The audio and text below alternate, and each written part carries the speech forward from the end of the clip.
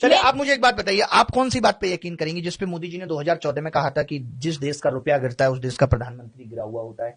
रुपया इतना नहीं गिर सकता। दोस्तों मित्रों, शासन में बैठा हूं मैं जानता हूं, इसका मतलब उस वक्त झूठ बोला था।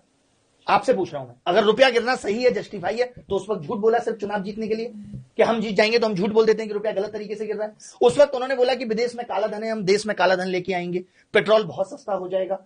पेट्रोल बाकी आसपास के देशों में इतना सस्ता है तो यहां महंगा कैसे हो सकता है? क्या ये सब बातें मोदी जी ने झूठ बोली थी या उनको उस वक्त रिसर्च नहीं थी और वो भी व्हाट्सएप यूनिवर्सिटी पे डिपेंड थे?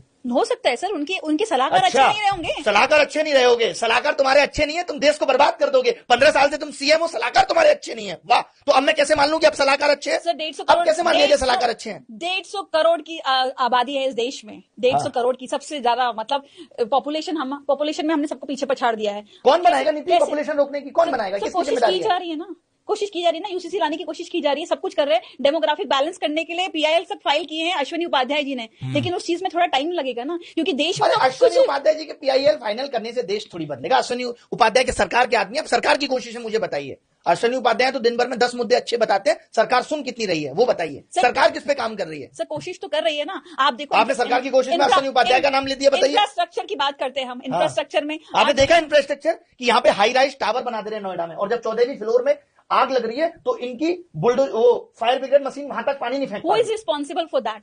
कौन? मैं किसने एनओसी दी बिल्डिंग बनने के लिए? कौन है? सर जीडीए ने दिया होगा ना यहाँ पे। हाँ, तो या नोएडा अथॉरिटी ने दिया होगा। नोएडा अथॉरिटी, अच्छा नोएडा अथॉरिटी कुछ कर रही है इसके लिए Modi is not responsible, Yogi ji is not responsible, कोई रेस्पॉन्सिबल नहीं, ये डीडीए की गलती है। वाह, तो फिर इन लोगों को बिठाया क्यों सरकार ने? इनकी जरूरत है कि सब कुछ डीडीए कर लेता है तो? सिस्टम बदला नहीं, लोग घूस देके आज भी अपना काम करा रहे हैं। किसको बदलना था सिस्टम? क्यों? कौन बदलेगा? कोशिश तो की जा रही है ना। अरे नहीं, कौन सी कोशिश की जा रही है? आप देख पा रही है वो एक दो कोशिश? मुझे बताइए तो सही।